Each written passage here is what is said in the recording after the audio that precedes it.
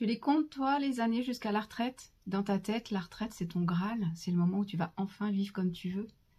Si tu n'as plus ou plus beaucoup envie de travailler à 50 ans, je veux te dire quelque chose de très important tout de suite.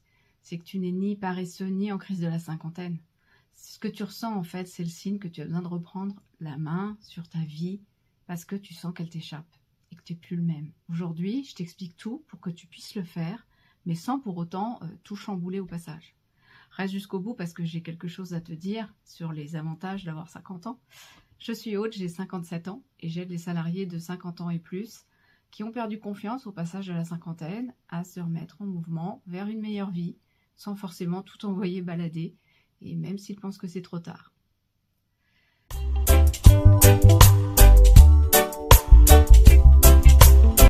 Alors comment tu en es arrivé là?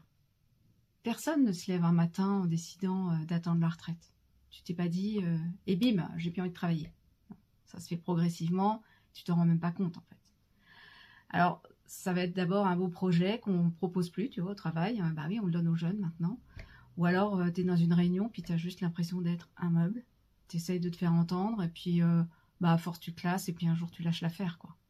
Et le dimanche soir, tu aimerais bien être comme Grand Corps Malade qui, la plupart des dimanches soirs. Sauf que toi, la boule au ventre, tu l'as, et elle revient toutes les semaines un peu plus. Tu as l'impression que ta vie, c'est comme si elle devenait moins grande. Tu t'effaces, tu te sens même des fois transparent. Il y a un psychologue américain qui est Adam Grant qui appelle ça le languishing. C'est un état entre aller bien et aller mal. C'est-à-dire que t'es pas en détresse, mais t'es pas non plus vraiment en vie, quoi. Tu es là, c'est tout. Et ton cerveau, il s'habitue à attendre. Et c'est comme ça que la perte de sens au travail, elle s'invite petit à petit dans ton quotidien. À quel moment tu en prends conscience? Imagine, hier soir, il y a un pot de départ à la retraite d'un collègue, il est heureux, il a plein de projets. Puis il y en a un autre qui parle d'un projet dans lequel il s'est lancé dans sa vie perso. Et là, tu te dis, j'aurais bien aimé moi aussi. Mais au lieu de te dire, oui, mais moi aussi je peux le faire, tu t'enfermes. Tu dis, de toute façon, c'est trop tard. Je dois attendre la retraite pour faire des projets. Mais moi, je vais te dire quelque chose. C'est trop tard, c'est de la résignation. C'est un moyen d'éviter de te remettre en question. Je te le dis pas méchamment. Mais attention, c'est pas de ta faute. C'est ton cerveau qui cherche à te protéger de l'échec. Et c'est normal, c'est son taf. Donc, cela dit, ça te donne quand même des regrets, non? Tu vois, ces regrets-là, c'est bien la preuve que l'idée, tu l'as pas balayée, que tu n'es pas indifférent à l'idée de faire quelque chose d'autre et que tu as vraiment encore envie de changer des choses.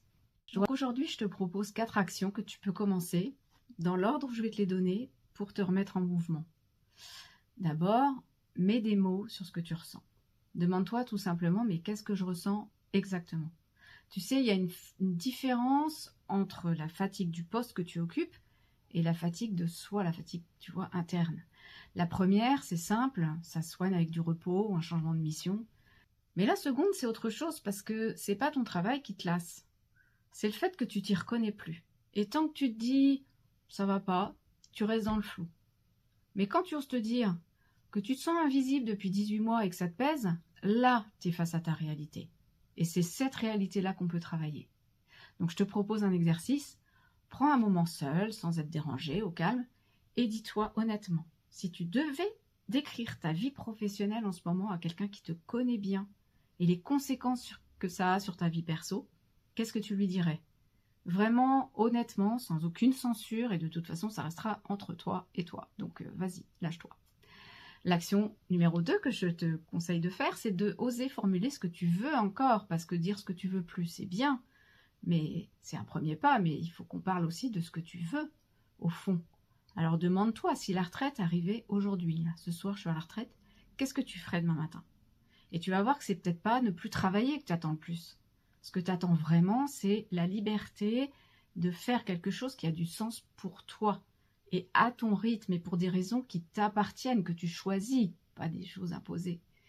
Donc écris pareil, tout ce qui vient. Ça n'a pas besoin d'être parfait, mais ça va te donner un cap, une direction dans laquelle tu veux aller. Ensuite, identifie et retourne la croissance qui bloque tout. Derrière tout ça, il y a presque toujours une croissance fondatrice. C'est elle qui te fait dire j'ai pas d'autre choix, je dois subir. C'est pas que tu veux pas changer, c'est que tu es persuadé que ces choses-là n'arrivent qu'aux autres, que c'est pas fait pour toi d'avoir une vie badass. Cette croyance, elle s'est construite au fil de la vie sur des expériences réelles. Il y a des illusions, des tentatives qui n'ont pas abouti, des regards qui ont pesé sur toi, et elle t'a protégé d'une certaine manière parce que tu prenais pas de risques. Mais aujourd'hui, elle te retient et il est temps de lui dire bye bye. Alors, creuse, cherche ce qui te bloque. Commence par te dire pourquoi je pense que c'est pas pour moi. Donc tu écris ta réponse et après tu te demandes et quoi d'autre, et ainsi de suite, jusqu'à ce que tu ailles vraiment débusquer cette fichue croyance qui te bloque. Et pour la retourner, ne te demande pas est-ce que j'ai le choix. Je te le dis tout de suite, ton cerveau il a la réponse toute faite, c'est non. Demande-toi plutôt à quoi ressemblerait ma vie si je croyais même un tout petit peu que j'ai le choix. Et là, tu commences à switcher et tu t'ouvres une porte. Et en creusant cette question, tu vas voir que tu as encore plein d'envie en toi.